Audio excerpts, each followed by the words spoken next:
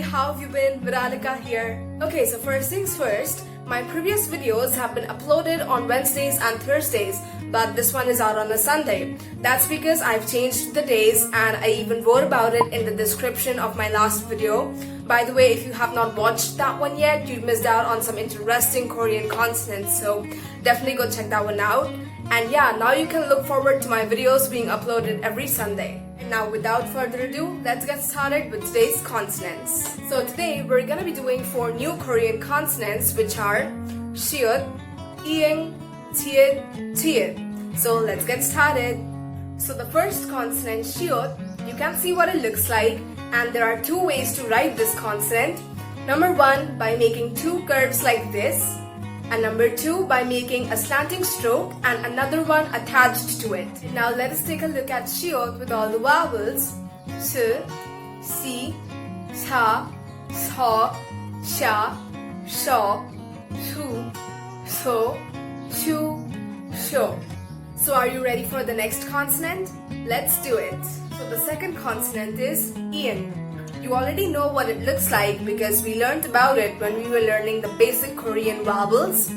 Now, when you simply write it with the vowels, it stays silent. You only have to say the vowel sound.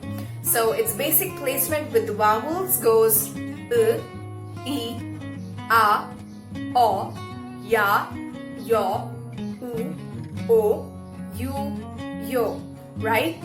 But its sound changes depending on its place in a syllable block. See, there are a few patterns for the placement of alphabets in syllable blocks. Let's take a look at the patterns which we have already learned.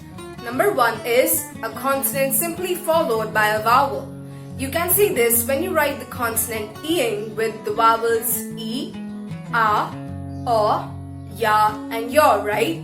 Because you write the ㅅ consonant and then it's followed by those vowels. So for example, the word I, which means child, it's made of 2 syllables and both of the syllable blocks follow the same pattern, which is consonant simply followed by a vowel. And the second pattern is consonant on top of a vowel. You see this pattern being followed when you write the consonant ㅅ with the vowels U, O, U, and Yo. And that's because you place the ㅅ consonant on top of these vowels. An example word would be oda. This is a verb which means to come. So in the first syllable block, you can see the pattern being followed, right? A consonant on top of a vowel, ㅅ on top of O.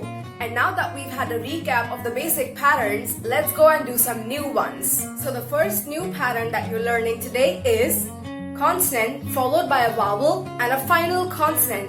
Well, this consonant and vowel is just the basic pattern, right? The only thing that has been added to it is a final consonant. So let's look at an example to understand this pattern. ㅅ followed by the vowel A and ㅅ in the place of the final consonant. This makes the word 방, and this means room. And now here is what I've been trying to tell you.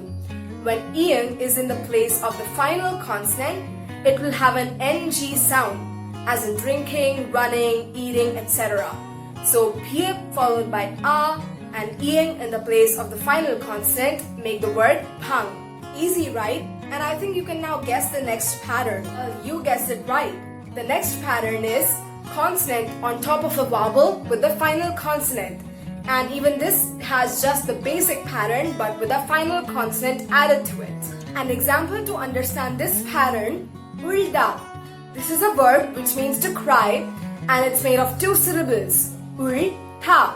In the first syllable block, you can see the pattern of a consonant on top of a vowel and a final consonant because ㅅ is on top of the vowel U and lied in the place of the final consonant. With the completion of the patterns, you now know the 2 sounds of ㅅ. When ㅅ is the initial consonant in a syllable block, it will be silent. But when it's in the place of a final consonant, it will have an ng sound. How about we move on to the next consonant now? So the next consonant is ㅅ.